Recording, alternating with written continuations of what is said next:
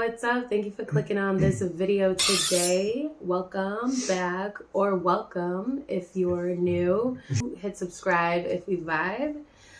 Today we have a nice little session story for you guys, but today it is Steven's turn finally to tell a story because you've been making me tell them all. I don't make her do them. She just hogs all the stories. Don't let her fool you. That's not true. But before we get into that, we have some Gary Payton rolled up in a Juicy J green apple king size wrap. The taste on the green apple though, it's a little sour, a little sweet, you know, like a green apple. Like a sour green apple, yeah. Let's get into this sesh and this story. I'm so excited. Cheers, homies. All right, while she lights that in. So today, I have my long-awaited story, highly anticipated. No, I'm just kidding, you guys. It's just, I hope you guys enjoy it. So this is the story of HALEY ZEGA. So this story starts out in, it's 2001, Arkansas. Which we've been to Arkansas, and let me tell you, it's... I could do without not going back. Let's just say that. Yeah. It didn't look that fun being there on vacation. Well, passing through, yeah. We didn't go there for vacation, but this is in Buffalo National Forest, which is in Arkansas. Don't get confused with like Buffalo, New York, or anything like that. She's 6 years old, and she's going on her first hike with her grandparents. We love a good hike. Yeah. But 6 years old, I'm not gonna lie, is kind of young for a hike. So, like any 6-year-old, she gets, you know, not long into the hike, she gets kind of tired and stubborn and just starts acting up with their grandparents. Yeah, like a 6-year-old would. Yeah. Exactly. So, like, at one point, she just kind of gets stubborn and, like, sits down on this rock and is like, nope, I'm done. Not moving no more, nothing like that.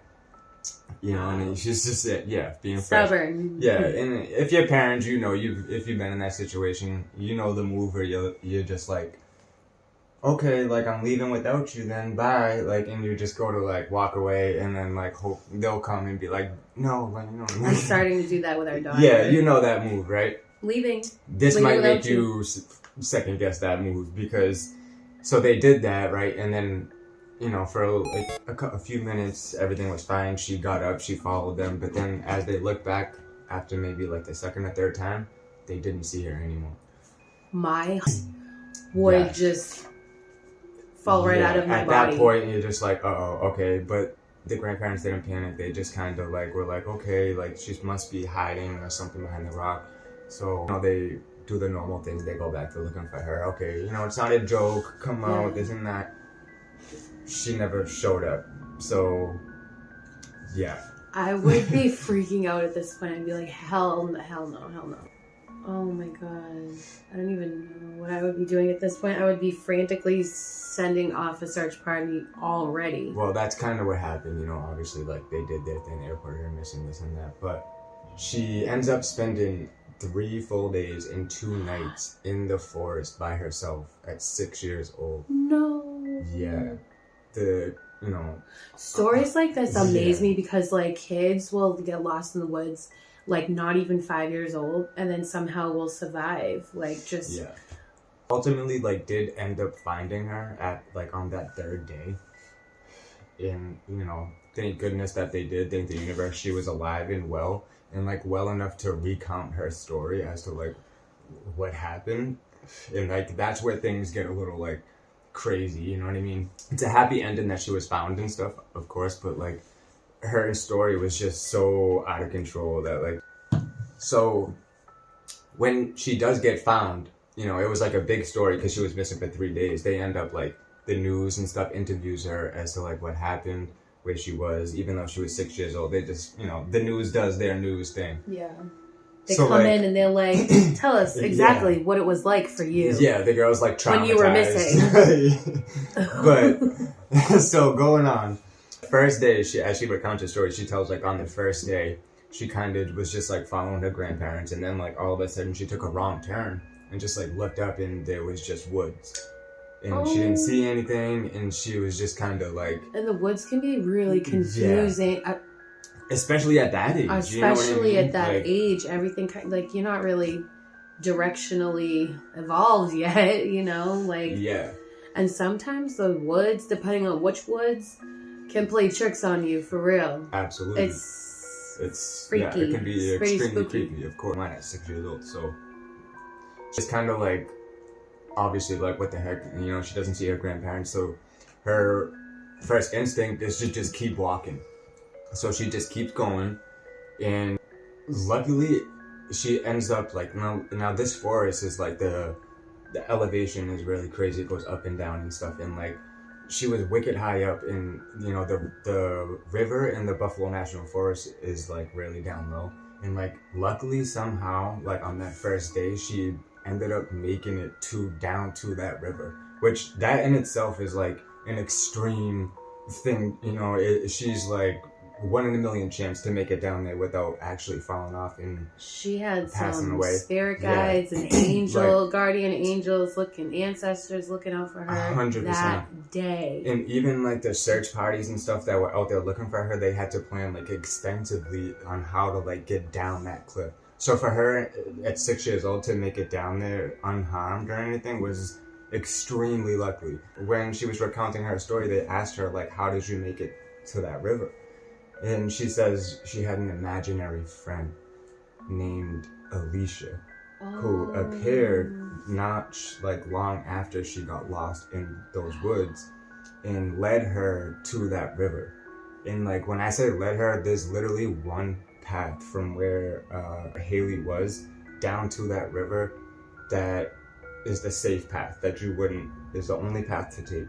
And she said as she was going down, her imaginary friend was in front of her the entire time, arms out, just, like, guiding her so she wouldn't fall down. She said the entire time Alicia showed her the path to get down there, and even stood in front of her the whole way with her arms out, pretty much, like, guiding her so she wouldn't fall down off of that cliff, because the cliff is extremely dangerous at that time. There's signs up everywhere, everything along that forest and stuff warning you about that cliff.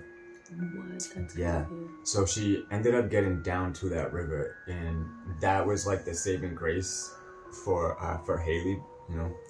She said, like, to a Bowen, like, after they got down to that river, like, they spent pretty much, like, the rest of the day right there in the kind of that spot, and she said they just, like, played games together, patty cake, told stories, songs, jokes, like, everything.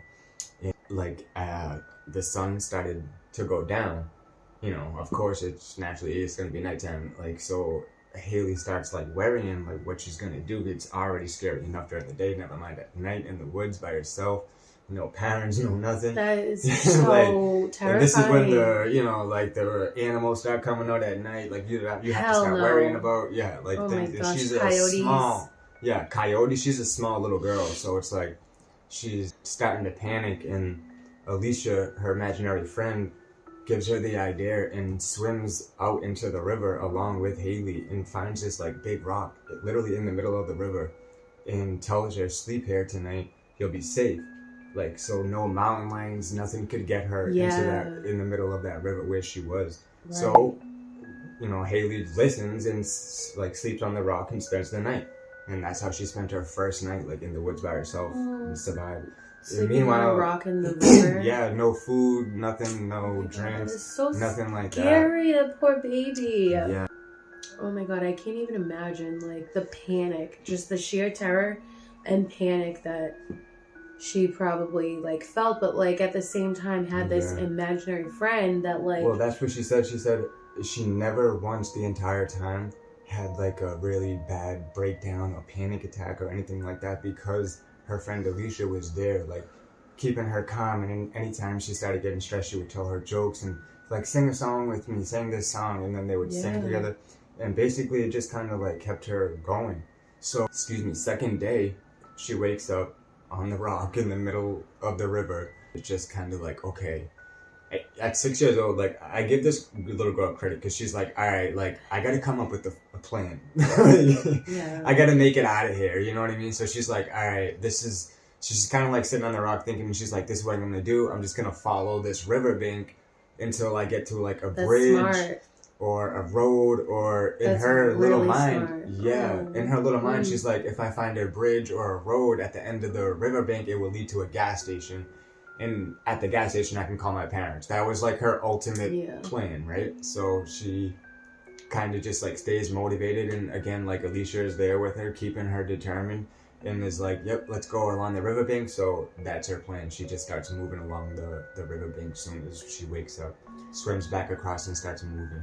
I feel like 6-year-old me turns into like Pocahontas version of me, and then somehow, just by the grace of all the elemental spirit animals around me, I survive. Forest. I would just, it would just be luck, like pure luck that I would be alive. But the thing is like, her plan is great, like in theory, but at the same time, this is the second day she's gone missing, and at this point, like, it's all over the news. There's this massive search going on, right? And like, more and more people in the community are starting to hear about this and come and join the search. So there's like day 2, morning time, there's hundreds and hundreds of this people like on this massive search. And her plan, she's walking along the riverbank, and she's going further and further away from like the parameters of the search, because they don't think, they never thought that a 6-year-old little girl would even get that far down there on the first night. You know what I mean? Never mind, like, she's gonna continue to go. She's kind of just like walking away from the search party, which is not good, obviously. So the good thing is, though, there's a lot of locals in that area that joined the search party who know those woods like the back of their hand, and that's like basically what ends up like helping her out and the biggest. So, but that second day, she continues to walk down the riverbank, and pretty much, like I said, walking further away, and she continues to do that the entire day. She's looking for food, she's looking for water, she doesn't know what to eat, what she can't eat. Yeah, so like at this point, she's pretty much like, you know, starting to kind of like panic and get hungry. She's like, you know, starting to get a little out of it at that point. But she walked that entire day, the riverbank, the whole entire day, from sun up. And as soon as she started to see the sun go down, her imaginary friend Alicia started giving her advice that she needed to find like some kind of shelter to sleep in that night, because it was gonna rain. That was what her friend kept saying to her, like, it's gonna rain, you can't sleep out and underneath the stars, like, you need to find a cave, you gotta find something. So she ends up finding this little cave ultimately, and just kind of like crashes out and goes to sleep, you know, and passes out. At that point, it was the best like shelter she's had since she's been out there. It was like pretty safe. So she kind of just like falls asleep. That poor little baby. Yeah, and you can imagine at that point, you're going on 2 days not eating. The parents at this point, like, as a parent. Oh man, I can only imagine. Like, I'd be obviously out there searching myself. I would have to just rely on good old calling on the universe to guide the universe. I would just, that's what I would do. I would I would start getting witchy and really tap into that side of me. I'm gonna get some answers, whether I like them or not. At that point, it's like, nothing can hurt. You gotta try everything. Exactly. You gotta trust that intuition. You hate to say it, but after 2 days, she's 6 years old. You gotta be preparing yourself for the worst. That, like, a lot of the searches that were looking for like a body. They weren't even looking for like an alive little girl at that point. So she wakes up on day 3 just like completely depleted, almost like she's hungry, she's thirsty, she's alone. She hasn't seen her parents or grandparents, anybody, in days now, and she starts hallucinating just from being out in the elements alone, and combined with all the, like what I just said, everything. She leaves the cave, and it just continues walking down that riverbank, still determined and motivated to like continue on her plan to find a gas station with the phone. Even at that age, she knows like she's getting weaker and she doesn't have much longer, and like the only thing really keeping her going is her imaginary friend, like at that point, Alicia, and just like motivating her to just go as further, like just keep going. Right. So she does, and like not too long into the day, she's just like, okay, I have to stop. and she ends up like just stopping and sitting on like this rock along the riverbank, just like completely exhausted and just like nothing left pretty much. Oh. Yeah. And eventually like she looks up and she sees these two like mules coming out of the woods, and there was two people on the mules. It was these two mule farmers who were locals in the area who ended up like just joining the search party, but they said like they were actually consulting the search party like leaders, and they were like searching like away from the perimeters, like further out, and they actually spotted her along the river. And like the first thing they said, they were like, "We're here to take you home. We know who you are." Like they didn't even question it. Like what other little girl's gonna be out there? So they were like, "We're here to take you home." You know what I mean? Who's Alicia? So they took her, like fast forward, they ended up like taking her home to her parents or grandparents, and then like the news story came, and then like that's what the news people, after she told all that, they said, "Who is this Alicia?" And like she described her as like, she said she was a little shorter than her, she was 4 years old, she was a little girl, black hair, brown eyes, and like I was saying, they sung songs, joked, everything.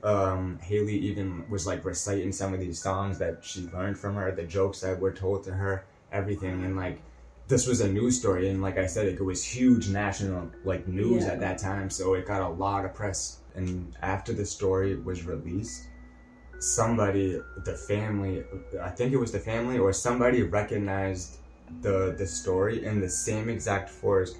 20 years earlier, this little girl, 4 years old, went missing there. Her name was Alana, not Alicia though. Her name was Alana, and she died on that same cliff that she guided her down. She fell off and died on that same cliff. 20 years earlier. And so a lot of people were saying that she was there. That was her guardian angel. Oh my god! And like guided her to safety and like helped her.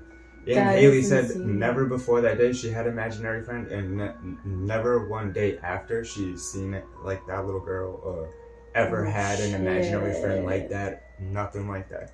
That's crazy. Yeah. And that's the story of Haley Zega. Yeah. Oh my god. It's kind of freaky, right? Like it's a little crazy. Like that is insane. Yeah, that little rest in peace to that little girl, the 4-year-old. Yeah, that is super sad. Yeah, that was really sad when I read that. I'm like, oh no. But her spirit is still there, in the forest. Oh, that stinks. And so, if you guys want, Haley Zega actually, like, as she got older, made a video at some point. I couldn't find it on YouTube, but she did make like and told her story on it. And she, to this day, she loves to go like into the. You would think she'd be afraid of the woods, but she's like, she goes to the woods all the time and like spends time in the woods all the time. Overcome that fear and tries to like tell other people like to come and do the same and like kind of like just like ground yourself in nature and stuff like that. Yeah. What a good story. It's pretty cool. I hope you guys enjoyed it. I liked it. When I was reading it, I was like amazed. I was like, oh my god, I gotta tell this one. That is a good one. That's like a happy ending one. Yeah, it was a good. It's like a missing persons, paranormal. Got a little bit of everything, and it's a good ending. So we don't tell many good ending stories, but that was actually a good ending. I really liked it. I hope everyone is having a nice day or a nice night whenever you're watching this. Don't forget to like and subscribe. Interact with this video any way that you can. It really helps us as cannabis content creators. Yes, YouTube has been disrespecting us lately. Like, if you're watching this deep in, like, subscribe, do everything you can. Try to fight that algorithm. Let us tap in. We appreciate every single one of you guys, every single view, every single like, everything. Yes. We do it. Keep us going. Thank you. If you have your own spooky story that you would like to share with us, write it in to the email in the description box below. We'll read it and shout you out. We know creepy things have happened to you, and probably while you were session. And we want to know about it. So we can tell your story from our stoner's perspective. That is all we have for you today, homies. Hope you liked it. Bye. We'll see you in the next sesh. Bye.